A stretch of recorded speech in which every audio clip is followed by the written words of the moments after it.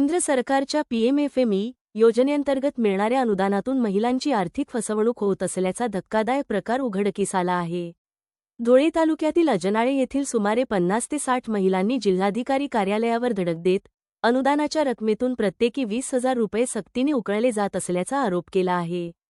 याप्रकरणी मनीष भोसले, अनुसया भोसले आणि विनोद पवार यांच्यावर गुन्हे दाखल करण्याची मागणी संतप्त महिलांनी केली असून प्रशासनाकडून न्याय न मिळाल्यास तीव्र आंदोलनाचा इशारा देण्यात आला आहे। मिळालेल्या माहितीनुसार शेतकरी, कष्टकरी आणि विधवा महिलांना शासनाकडून व्यवसाय उभारणीसाठी 70,000 रुपयांचे अनुदान बँक खात्यात जमा होते। मात्र संबंधित त्रिकुटाकडून या महिलांची दिशाभूल करून आणि धमकावून त्यातील 20,000 रुपये रोख स्वरूपात काढून घेतले जात असल्याची तक्रार आहे।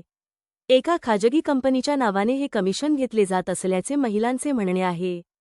केवळ अजनाळेच नव्हे तर परिसरातील सुमारे 27 ते 28 गावांमध्ये असाच प्रकार घडला असून या कथित गैरव्यवहाराची व्याप्ती मोठी असण्याची शक्यता वर्तवली जात आहे।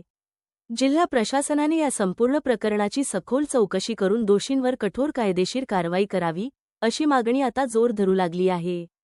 निवेदन देताना दक्ष पत्रकार संघाचे संस्थापक अध्यक्ष बापू बागुल, विनोद चव्हाण, शजनी चौरे, सारिका चौरे, अनुसया भोसले, गंगोत्री चव्हाण, सोनिसना चौरे यांच्यासह अनेक पीडित उपस्थित होते। माझं नाव राजनी योगेश चौरे, राहणार अजनाळे। आमच्यावर ते तिथे आले होते, आम्ही जे सांगितलं ते खरंच सांगितलं होतं, पण आमच्यावर आता खोटं गुन्हा दाखल करत आहे। आमच्याकडून पैसे घेऊन बी त्यांनाही सांगत आहे। त्याच्यामध्ये इतकी पावर होती, मग ते स्वतः का बरं नाही आले केस करायला, त्याच्या भावाला का बरं इथं पाठवला। मग आम्हाला आता काय ते खोटं सांगून ते कुठंतरी पळून गेले, इथं नाही येत आहे। मग आता इथं आम्ही कलेक्टर ऑफिसला आले आहे, आम्हाला न्याय पाहिजे। ते आम्हाला खोटं सांगत आहे की आम्ही त्यांचे पैसे नाही घेतले, पण ते पैसे घेऊन बी नाही सांगत आहे। एका जणाकडून नाही 50 बायाकडून पैसे घेतले आहेत त्यांनी, एका जणाकडून 20-20 हजार रुपये। अनुषा मनेस भोसले, अप्पा भोसले, विनोद कांतीलाल पवार, हे तिघे एक ग्रुप झाले आहे त्यांचे, आणि ते आमच्यावर खोटं म्हणजे आम्हाला खोटं काढत आहे की आम्ही पैसे त्यांचे नाही घेतले। आम्हाला आता न्याय पाहिजे, आम्हाला दुसरं काहीच नाही सांगायचं आहे। शेतकरी, कष्टकरी आणि अशिक्षित महिलांचा या ठिकाणी मनीष अप्पा भोसले, अनुसया मनीष भोसले, विनोद कांतीलाल पवार या तिघांनी संगनमत करून अजनाळे येथील जवळजवळ 50 ते 60 महिलांची या ठिकाणी 20-20 हजार रुपये घेऊन फसवणूक केली। तर ही फसवणूक कशी केलेली आहे की महाराष्ट्र सरकार आणि केंद्र सरकारच्या ज्या काही स्कीम असतात महिलांच्या उन्नतीसाठी, त्याच्यामध्ये PMFY एक पंतप्रधान इथली एक स्कीम आहे, आणि ती स्कीम म्हणजे पंतप्रधानच्या माध्यमातून जवळजवळ 12 लाख रुपये देते, आणि महिलांच्या अकाउंटला या ठिकाणी 70,000 रुपये टाकले गेलेले होते।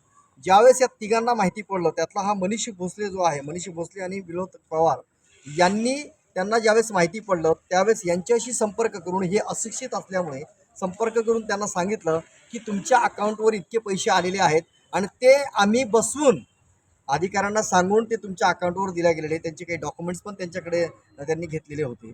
आणि ज्यावेळेस ते 70,000 रुपये त्यांच्या अकाउंटवर आले, त्यात 15,000 रुपये बँक याच्यामधनं चालले गेलं, आणि 20,000 रुपये कॅश या महिलांना धमकावून, सांगून, गोड बोलून सकाळपासून संध्याकाळपर्यंत बसून, त्यांचेच नातेवाईक असल्याने त्यांना सांगितलं की हे पैसे आम्ही आणलेले आहे। याने कुठून आणलेले आहे? ती सरकारची स्कीम आहे, सरकारने गोरगरिबांच्या उन्नतीसाठी या ठिकाणी पैसा दिलेला आहे, परंतु याने ह्या गरीब महिलांना, त्याच्यामध्ये विधवा आहे, परित्यक्ता आहे, त्याच पद्धतीने अपंग आहे, या महिलांना काही समजत नाही, त्याचा गैरफायदा घेऊन याने 20-20 हजार रुपये लाटलेले आहे। जवळजवळ 50 ते 60 लोकांचे पैसे, हे झालं फक्त एक गाव।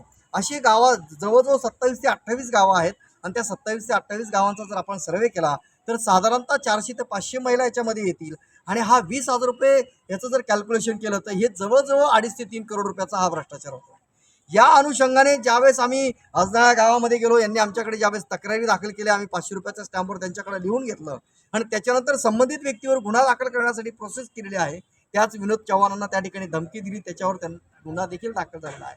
पण आता या क्षणाला तो मनीष भोसले त्याच्या भावाला या ठिकाणी पाठवून या महिलांना त्या ठिकाणी लांछास्पद त्या ठिकाणी वक्तव्य करतो आणि खोटे नाटे आरोप करून विनोद चव्हाणांवर देखील मी खोटे गुन्हे दाखल करू अशा प्रकारचं पत्रव्यवहार करून त्या ठिकाणी लोकांची ह्या ठिकाणी फसवणूक करण्याचा त्या ठिकाणी तो प्रयत्न करत आहे. जर तू खरा आहे, मनीष भोसले हा जर खरा असेल, अनुसया भोसले, विनोद पवार हे जर खरे असतील तर त्यांनी धुळ्यामध्ये यावं, कलेक्टरांना भेटावं, SP ला भेटावं आणि जी काही सत्य कथा आहे ती मांडावी. ते येत का नाही? कारण की त्यांना माहिती आहे की आता एक गाव उठलेलं आहे, दुसरं गाव उठेल, तिसरं गाव उठेल आणि जवळजवळ आता 60 महिला आलेल्या आहेत. तर या ठिकाणी 60चे 600 होऊ शकतात आणि 600चे 1000 देखील होऊ शकतात. म्हणून महिलांचं जे काही मॉब आहे ते या ठिकाणी वाढतं या ठिकाणी दिसून येत आहे. म्हणून आज आम्ही माननीय जिल्हाधिकारी कार्यालय मॅडमांना या ठिकाणी निवेदन देण्यासाठी आलेलो आहे की संबंधितचे जे काही गुन्हे आहेत त्याचा तपास करण्यात यावा. त्याच पद्धतीने 20-20 हजार रुपये याने ज्या पद्धतीने फसवून घेतलेले आहेत त्याचा तपास करण्यात यावा आणि त्याच्यावर गुन्हा दाखल करावा, जेणेकरून सरकारची स्कीम हा दुसऱ्याच्या महिलांना फसवून अजून लाटू शकत नाही. जर याच्यावर गुन्हा दाखल नाही झाला तर अजनाळा गावातील आजूबाजूला ते काही 17 ते 20 गावं आहेत त्या महिलांना घेऊन मी याच्या संदर्भामध्ये मोठं जन आंदोलन या ठिकाणी दक्ष पत्रकार संघाच्या माध्यमातून करणार आहे.